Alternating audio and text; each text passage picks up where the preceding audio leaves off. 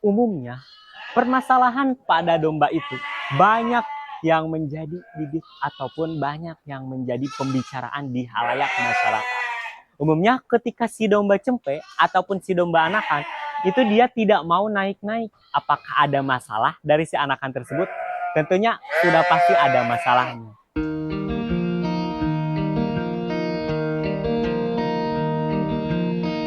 Assalamualaikum warahmatullahi wabarakatuh. Kembali lagi bersama kita di channel Pusat Domba.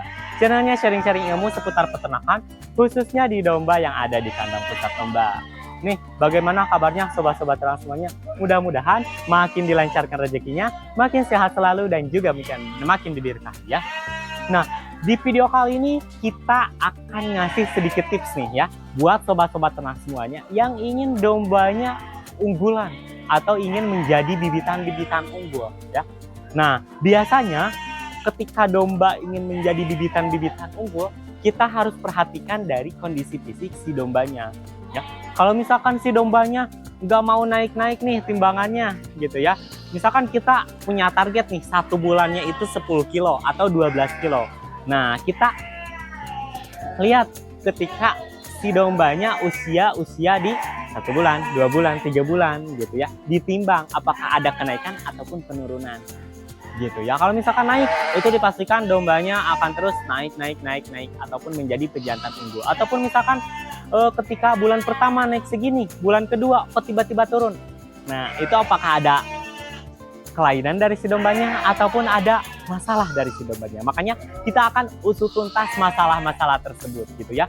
Jangan lupa sebelum dilanjut, like, komen, dan subscribe, dan nyalakan lonceng notifikasinya agar tidak ketinggalan info terbaru seputar peternakan khususnya di domba yang ada di kandang Pusat.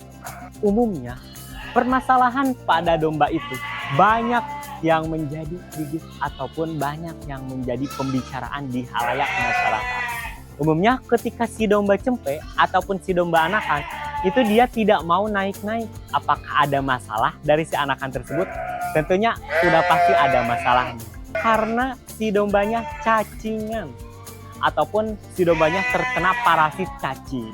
Nah, bagaimana sih cara menangani si domba yang posisinya terkena cacingan ataupun terkena parasit cacing? Nah, langkah yang pertama yaitu jangan lupa pemberian obat cacing. Kita ikuti keseruannya, ayo. Nah, jadi sobat-sobat ternak semuanya, di kandang sebelah sini itu adalah kandang-kandang khusus buat domba-domba dorper. Ke sebelah sana ada domba-domba buat amunisi kurban. Ya. Kemudian ke sebelah sini ada dari domba-domba buat lepas sapihan. Sampai domba-domba yang posisinya lagi beranak. Gitu ya. Jadi di sini kandang yang paling komplit menurut saya gitu ya. Untuk pemberian obat cacingnya, dosisnya kita langsung tanyakan aja ya. Mari. Nah, jadi kita akan tanyakan nih cara pemberian obat cacing bagi si domba-domba yang masih cempe-cempe ataupun apakah domba dewasa juga memerlukan. Kita langsung tanyakan aja ke tim kesehatan hewannya. Nih, Pak Keswan, selamat siang. Puasa? Alhamdulillah puasa dong. Nah, jadi kita akan bertanya nih, Pak Keswan. Kan sekarang udah jadi halayak umum ya, jadi udah jadi pembicaraan di masyarakat terkait buat domba-domba yang posisinya umumnya terkena parasit cacing gitu ya. Nah, apakah ada penanganan khusus ataupun cara mengatasinya supaya si dombanya tidak terkena penyakit cacing ataupun parasit cacing gitu? Itu yang pertama. Nah, yang kedua, apakah pemberian obat cacing ini, kalau misalkan kita mau pemberian obat cacing gitu ya, Pak Keswan, apakah dikhususkan buat domba-domba cempe saja atau buat domba dewasa yang udah lanjut usia gitu, yang udah 2 tahun, 3 tahun gitu ya? Apakah seperti itu? Gimana nih tanggapannya Pak Keswan? Untuk berarti yang pertama diharuskan apa tidak pemberian obat cacing? Betul. Nah, kemudian yang pemberiannya itu untuk apakah untuk cempe, untuk indukan ataupun untuk domba yang memang usianya udah dewasa udah. Nah, untuk yang pertama untuk pemberian itu memang diharuskan. Bisa dikatakan wajib lah ya. Bisa dikatakan wajib karena apa? Karena setiap ternak yang kita rawat itu kan rentan sekali terkena cacing, baik itu ektoparasit maupun cacing yang memang disebabkan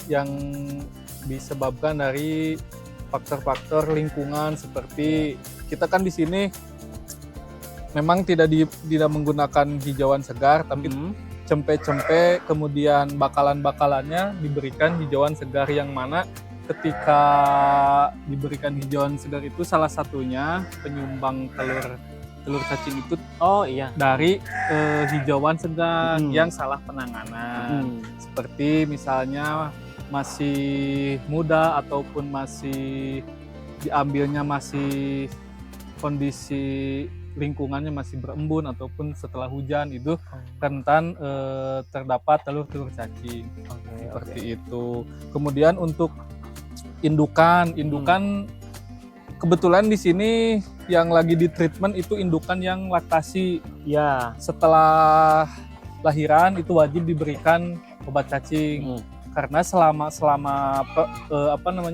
proses mengandung, proses bunting itu kan tidak boleh masuk obat cacing, kemudian antibiotik dan obat-obatan lainnya yang memang tidak diperbolehkan selama masa kebuntingan. Nah, setelah lahir barulah kita melakukan lagi perawatan pemberian obat cacing seperti itu. Kalau adapun untuk cempe ataupun indukan, biasanya kita di usia 2 bulan cempe sudah diberikan obat cacing, tapi sesuai dengan dosis. Kemudian indukan ataupun bakalan semuanya wajib diberikan obat cacing, karena itu mempengaruhi untuk pertumbuhan dan terutama ya kesehatannya. Berarti gak masalah gitu ya ketika kita mau ngasih obat cacing buat domba-domba dewasa ataupun domba-domba yang usianya itu udah lanjut gitu. Berarti gak masalah gitu ya. Enggak, justru ya bagus. Pemberian obat cacing itu bagus. Di sini kita berkala untuk kondisi yang tertentu yang memang terlihat kurus, kemudian bulunya kusam, itu di pemberian dalam 1 bulan itu rutin per minggu. Bisa hari ini dikasih, otomatis seminggu kemudian dikasih lagi, minggu keduanya dikasih sampai 4 kali. Nah, setelah itu dilihat perkembangan dan kondisinya. Kalau memang sudah pulih ya, bisa nanti 3 bulan kemudian. Tapi kalau memang masih terlihat kondisinya masih bulunya kusam, kemudian badannya masih kurus, masih bisa dicoba dengan obat cacing lagi. Oke. Nah, dari tadi saya salpok nih, Pak Kis, perihal domba yang lagi bunting. Nah, itu kenapa nggak disarankan buat diberikan obat cacing? Kemudian nggak disarankan buat dilakukan penyuntikan? Apakah itu akan mengganggu ke si janinnya ataupun mengganggu ke si dombanya? Itu gimana tuh? Itu dikarenakan kan sebagian obat dan terutama obat cacing ada kandungan yang memang bisa merangsang kontraksi, salah satunya seperti itu, yang dikhawatirkan mengakibatkan keguguran seperti itu. Kalau untuk ke dombanya tidak ada masalah sih, karena ini lebih ke keselamatan si cempenya, si petusnya seperti itu ya. Karena ada beberapa obat yang memang mengandung bahan yang tidak dianjurkan untuk diberikan kepada indukan-indukan yang bunting. Apalagi obat cacing memang sudah tidak diperbolehkan. Antibiotik pun tidak boleh diberikan, kecuali mungkin ada konsul dulu ke dokter hewan mengenai dosis ataupun antibiotik yang boleh diberikan seperti itu. Oke. Nah, saya ada beberapa pertanyaan nih dari sobat-sobat ternak semuanya yang tentunya mereka bertanya kepada saya terkait obat cacingan. Ada dari, ini bukan endorse ya sobat-sobat ternak semuanya, ini bukan endorse ya. Tapi ada yang bicara katanya apakah aman-aman aja ketika kita milih nih, saya sebut merek aja gitu ya. Antara ini kan kita akan pakai Albeno ya. Nah, kemudian ada dari Kalbazen. Obat cacingnya gitu. Kemudian ada obat cacing yang nah, apakah itu sama aja obat cacing atau dari kandungannya ada yang berbeda atau dari khasiatnya ada yang berbeda tuh? sama aja sebenarnya, tapi mungkin ada sedikit perbedaan dari tambahan bahan yang lainnya pastinya. Tapi untuk sebagian besar kandungannya sama aja, albendazole ini juga kan albendazole kandungan.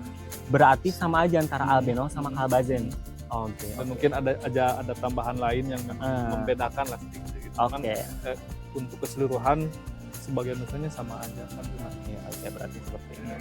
Nah, kemudian dari si cempe nih, pemberian obat cacing itu gimana nih Kak Kris? Apakah misalkan nih sekarang pemberian obat cacing, nah kemudian jarak berapa hari atau berapa minggu atau berapa bulan buat si domba yang usianya udah lepas sapi, atau misalkan si dombanya yang masih usia di 2 bulanan. Biasanya kalau misalkan lepas sapi kan 3-4 bulanan ya. Nah itu biasanya pemberiannya seperti apa? Kalau untuk berarti itu lebih ke interval pemberiannya ya. Interval pemberiannya. Kalau di kita biasanya dari mulai usia 2 bulan itu udah mulai dikasih obat cacing. Nah, selang 1 bulan dikasih lagi. Itu kan di usia 2 bulan, 3 bulan mau menginjak di sapi. Nah, persiapan juga kita untuk penyapihan. Selain obat cacing dikasih juga vitamin. Itu untuk cempe. Nah, kemudian untuk bakalan bisa di 1 bulan atau 3 bulan kalau kondisinya yang memang normal gitu, dalam artian dia makannya bagus, pertumbuhannya juga bagus, itu bisa kisaran 1-3 bulan. Nah, kalau untuk yang kondisinya memprihatinkan seperti kan yang tadi disebutkan, ciri-cirinya antara lain bulunya kusam, badannya kemudian kurus, nafsu makan banyak, cuman tidak tidak penambahan bobotnya kurang ataupun kecil. Nah, itu bisa diberlakukan pemberiannya dalam 1 bulan itu setiap minggu. Misalkan 1 bulan berarti 4 kali pemberian seperti itu. Yang sudah diperhatikan di sini dan alhamdulillah hasilnya bagus gitu, seperti itu. Tapi kalau memang teman-teman yang lain ada metode yang lain ya bisa dicoba juga. Cuman yang kita jalankan di sini seperti itu untuk domba yang kondisinya memang benar-benar membutuhkan perawatan seperti itu. Oke, baik.